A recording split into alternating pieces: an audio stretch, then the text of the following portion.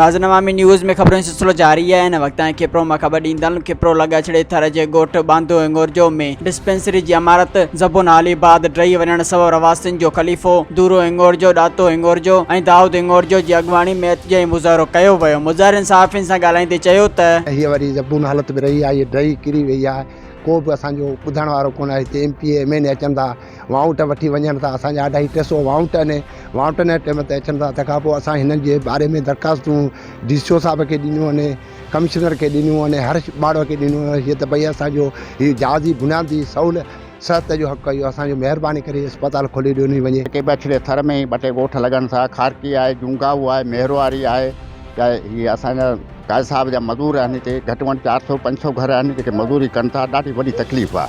हाणे उहे वीचारा माण्हू मिसकिन वञनि केॾा, उनजा फट बट जेके बि उनसां वॾियूं तकलीफ़ूं आहिनि। तंहिंखां पोइ हिते पासे जूं मायूं जेके डिलीवरी केस आहिनि, उहे ॾाढा माण्हू दर बदर कनि था। अचड़े थर में जेके माण्हू अचनि था गाॾियुनि में, अॻिते पोइ हिते उन डिलीवरियूं जेके थियनि थियूं, गाॾियूं थियनि थियूं, उनजे ॿार ध्यानु थिए थो, मायूं मरियो वञनि थियूं, वॾी असां तकलीफ़ आहे। ही अस्पताल थर जी पहिरीं अस्पताल आहे जेका आसपास जा वॾे में वॾा ॻोठ लॻनि था, जेके जी ज़बून हालत हुअण सबबु अॼु किरी पई आहे। ॾाढी आवाम खे मुश्किलात आहे।